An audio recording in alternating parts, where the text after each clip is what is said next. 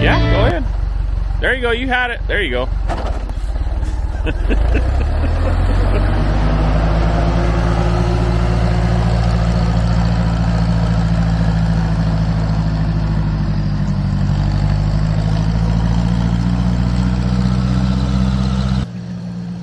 We're at the shop today. It's January 1st, 2025. So Happy New Year, everybody. It's just me and Wesley. There he goes on the forklift. It's his first time kind of driving any sort of piece of equipment, so he's pretty excited. And he's got it figured out pretty good. It's a manual transmission. The clutch is a little hard for him to push in, but he's getting the hang of it. I'm gonna start the year off with a new video and hopefully get back in the habit of posting a little more regularly. I'd like to, because I do like making these videos and stuff. But we're at the shop, just me and Wesley by ourselves. I've been working on a few things and he's been kind of helping me, hanging out. But so yeah, I'm just gonna go around the yard and kind of show you guys some of the projects that are coming up. We're doing our winter sanitation shake right now, and the almonds and pistachios, and we have a little bit of mowing we're going to start up. But my goal is to kind of do like maybe some like tutorial videos, like you know, maybe like a baler tutorial, kind of just go through and show you guys what we do, and you know, walk you through some of the processes, and you know, maybe it would provide some entertainment but also help some people out, and you know, with baler trouble, because I do have a couple videos up of, you know, stuff with baler knotters, and those seem to be a little more popular than some of the other videos, so maybe somebody will like it. We'll see. Alright, so behind me is one of our swathers here. This is going to kind of be one of the next projects coming into the shop. So, you know, basic stuff, oil change, all that happy things. But these things have been, it's locked? No, it shouldn't be. These things have been, you know, pretty good to us, real good to us, other than the normal problems. But the head is starting to show some, you know, wear that's not surprising for the amount of time that's on them. So I'm going to show you guys in the head here what I'm talking about. So the big thing we're worried about, and this is the auger. This one, obviously, it got damaged right here during the season. I don't remember what. I think it was like an old grape stake, because we were cutting wheat that was, before it was wheat, it was an old vineyard, and it got taken out. So, you know, there was some stuff left behind. So there was, this head got beat up. Along with that, we also had quite a few flat tires on that whole thing, but whatever, par for the course. So we're going to take the auger out, and we're going to take it to a machine shop, and they're basically going to reflight it, put all new flighting on, because the flighting is probably worn down between 3/4 of an inch and to a 1/2 inch all the way across. It kind of depends, you know. The closer you get to the center, it's worn more. You know, here on the outside, it's not worn as much. But originally the flighting, I think it's like 7 inches wide. So it's worn down anywhere from 3/4 to a 1/2 inch all the way across. So we're gonna take it out and have it reflighted, because the problem you run into is you run into a feeding problem, because you have a gap right there. That there's they call it a stripper plate or a stripper bar right here, and if you have too big of a gap, the hay won't feed through, right? Because the stripper bar basically creates a channel to push the material through. And there is some adjustment, but after a while, it's not adjustable anymore. And this plate, we actually welded our own metal to it to shorten the gap up so it would feed better. So that's just something we need to do. But also with the auger out, we're going to address this wear right here. So basically what we're going to do, there are holes here already that are used if you have what they call like a header enclosure kit. So that's if you want to, you know, make your opening here smaller. So what we're thinking about doing is maybe making some plates that maybe you're 1 inch, you know, stick out past here, maybe 1 inch or 2 inch, and they'll just kind of be like maybe like a replaceable thing. So basically like a wear plate, because what this is actually wearing into the like, I guess I would call it the shell or the actual like bones of the machine. You know, it's not really anything you can, you know, replace other than cutting it out and welding a new one in. But we're just going to make something to fill that in. The other thing we're debating is the conditioner rollers. These are originals, the original ones. They don't look that bad. We've welded them up here on the ends because that's where a lot of the wear is, you know, because when the stuff comes in, there's more material here, or the dirt and everything else. It seems like the ends wear out. So we've built them up with the MIG welder, and it's never, you know, it's been fine, but I don't know. I have some ideas just to make a different style crimper.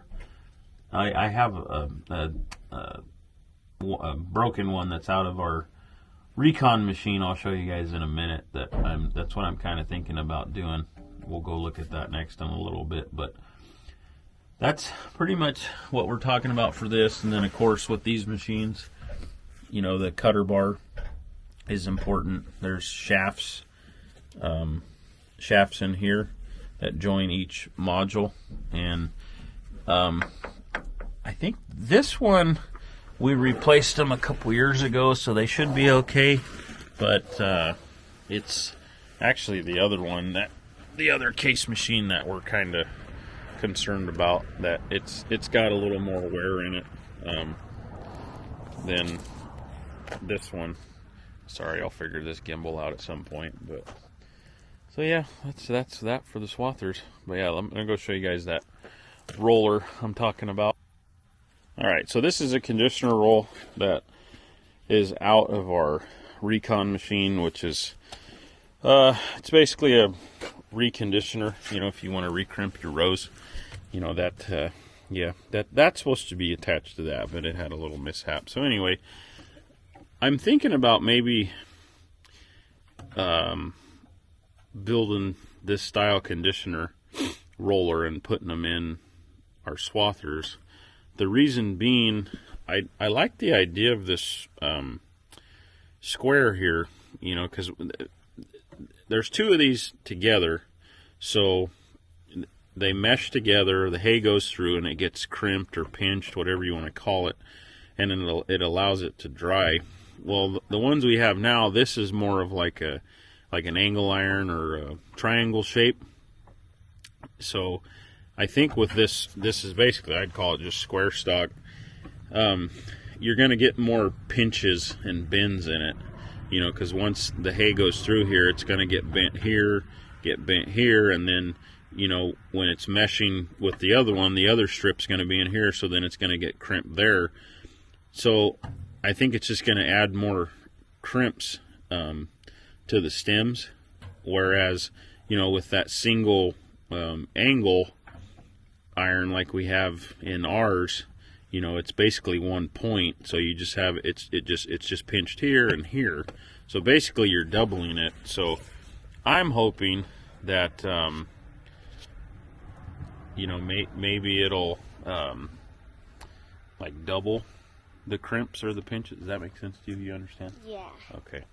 So I think like right now, like our machine probably leaves like a crimp mark, like maybe every 2 inches, maybe, or 2.5. So if we could get it to every inch, you know, or something like that, that would probably help the hay dry out faster. And then, you know, when that happens, that allows us to get in the field and get it dry sooner, so we can get in the field basically and get it out, you know, before any weather comes in, or get it out so they can start their water. So yeah, anyway, that's... Yeah. All right, so here's what I'm talking about for crimping and, you know, wanting to use a different style than what we have now. So it's probably not the best thing in the world or the best illustration, but it's just shop floor soapstone, you know, just what you got to use. So I would say this is kind of like what we have now. This is like the angle pieces, or like the strips that are welded to the conditioner now. So I don't know. So this is like supposed to be the alfalfa stem going through. So like think about it this way, like it's going to go through, and when these things mesh at every point, this is a crimp. So there's 1, 2, 3, and so on. So there's a crimp there, there's a crimp there, there's a crimp there. So 1, 2, 3. Okay, come over to here, you know, with the square pieces, if they mesh, you're going to have a crimp here, here, here, here, here, and here. So basically at each corner. So that's 1, 2, 3, 4, 5, 6. So in theory, you should get twice the amount of crimps or pinches in the stems, which should help dry. Now, I've seen the Recon machine. We've used it before, and it does great. Like we've used it to like recrimp hay that, like, say got rained on, or we were having a hard time with it drying. And a lot of times it wasn't so much like an alfalfa, it was in like the wheat hay or like heavier stem, greener stuff. And I thought, man, this thing really does a beautiful job. It seems like the stems are a little softer, it maybe dries quicker. Now, there is an argument for a lot of different types of conditioner rollers. You know, there's aftermarket, you know, rubber ones where they're like a full contact, you know, that smashes the whole stem. I think those are really great. That would work well. For whatever reason, I've never liked rubber conditioner rolls. I like the steel ones. I've had, you know, like OEM rollers, like case rollers, like in my old sickle headers, and I just felt like they chunked off. I didn't really care about them, and it's like, well, when they chunk off, it's, you know, you can't really repair it yourself. Where with the metal ones, you know, if you start seeing wear on the outside, you just fill it up with the weld and, you know, keep on going. So I don't know. We're going to see. We're going to tear the rollers out. We're going to see if we can basically use the shell and cut all the old strips off and then just weld new ones on, and then we'll have to get them balanced and all that stuff. But I don't know. We're going to see if that works. But like I said, there's everyone has their own opinion on conditioner rolls, and they all work good. They all do their job. I'm sure there's some that are better than like what I'm thinking of, but like where we're at when we're cutting hay in the summertime, it's pretty hot. Like it's not. I mean, drying's important, but it gets so hot the hay's going to dry no matter what. But if we can get it to dry a day sooner, half a day sooner, or whatever, you know, that means we can get the hay out quicker. So yeah, we're going to try that and see how it works. But all right, we're going to walk outside real quick and take a look at the balers. All right, here's the big dogs, workhorses, the baler tractors, and the balers. This is kind of what I get excited about working on. I don't know, I just like these things. They've just always interested me, and it's just cool, you know, especially when you have a mechanism up at the top that ties a knot. Like, that's just crazy. Like, pretty cool. But not really going to show much, just kind of giving a walk around. Yeah, so we're going to go through these, start from the front, go to the back, drive lines and all that good stuff, knotters, bearings, blah, blah, blah. One thing we have found with these, let's see, this is the newer one. Let's go over to the older one. Okay, so this one is a 2019. I'm not sure on bale count, but it's up there. These are rotor balers, so they have the knives in them. But we had a problem a couple years ago on a baler we don't have anymore, and it had, I think when we got rid of it, it had like 92,000 bales on it. But basically the tips of the rotors, the rotor was so wore, the hay would not feed. And, you know, what do you expect? It's got, you know, almost 100,000 bales on it, or that one did. But anyway, what we did, you know, to get by is we just took this thing in the shop and then we just welded the tips of these with the MIG welder just to kind of build them up. You can still kind of see some of the buildup on there. We did it again last year and it seemed to, it helped a lot. I mean, it was virtually trouble-free, but when it wasn't like that, or when they were wore out, when they weren't welded up, I mean, it wouldn't feed. The hay would get stuck right here.